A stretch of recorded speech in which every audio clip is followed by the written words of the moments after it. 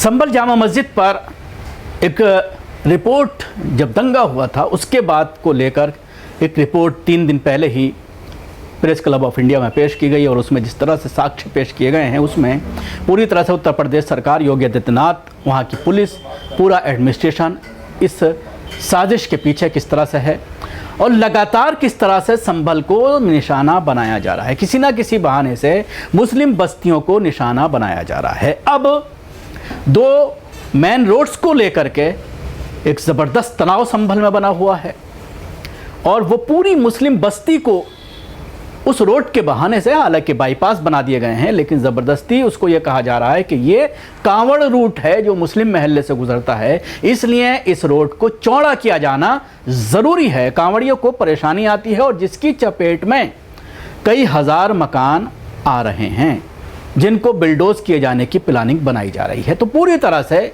Israel के तर्ज पर मुस्लिम बस्तियों को निशाना बनाया जा रहा है और इन दिनों उत्तर प्रदेश में संभल जो है वो हिट लिस्ट पर बना हुआ है। ऐसे में एक याचिका डाली गई है संभल की जामा मस्जिद को लेकर और उस याचिका में ये अपील की गई है, ये दरख्वास्त की गई है कि संभल की इस जामा मस्जिद को विवादित घोषित किया जाए, ढांचा घोषित किया जाए और फिर मस्जिद में नमाज पर पाबंदी लगा दी जाए, क्योंकि विवादित होने के बाद फिर किसी को भी ना तो वहाँ पर पूजा की इजाज़त दी जाए और ना वहाँ पर जो नमाज होती चली आ रही है कई सौ साल से, उस नमाज को भी बंद करा दिया जाए जब तक कि कोर्ट का ये निर्णय नहीं आता किसी भी पक्ष के फेवर में, चाहे वो हिंदू पक्ष की बात करें चाहे वो मुस्लिम पक्ष की बात करें, तो इसको विवादित घोषित करके नमाज पर पाबंदी लगा दी जाए।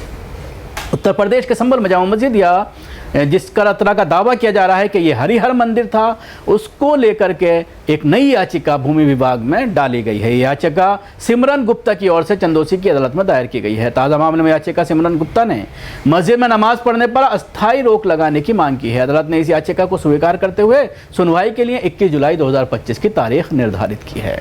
दरअसल ये मामला पहले से ही संवेदनशील बना हुआ है, जहां हाईकोर्ट ने मुस्लिम पक्ष की याचिका खारिज कर ट्रायल कोर्ट द्वारा दिए गए सर्वे आदेश को वैध ठहराया है। अब इस नई याचिका से मामला और पेचीदा हो सकता है। याचिकाकर्ता सिमरन गुप्ता ने अदालत से आग्रह किया है कि जब तक विवादित स्थल का सर्वे और कानूनी स्थिति स्पष्ट नहीं हो जाती तब तक मस्जिद में सामूहिक नमाज पढ़ने पर रोक लगाई जाए। याचिका में दावा किया गया है कि ये स्थल मंदिर परिसर का हिस्सा था और वहाँ पुरातत्व प्रमाण भी मौजूद हैं। अदालत में विचाराधीन है ये पूरा मामला। शाही जामा मस्जिद का ये मामला भूमि विवाद को लेकर मामला पहले से ही अदालत में विचाराधीन है। इस मामले में पिछले साल ट्रायल कोर्ट ने विवादित स्थल का सर्वे करने का आदेश दिया था, जिसे हाईकोर्ट ने सही ठहराया है। अब इस नई याचिका पर 21 जुलाई को सुनवाई होनी है, जो इस विवाद की दिशा तय कर सकती है। फिर शासन इस मामले को लेकर पहले से ही अलर्ट और कानून व्यवस्था बनाए रखने के लिए सभी ज़रूरी कदम उठा रहा है।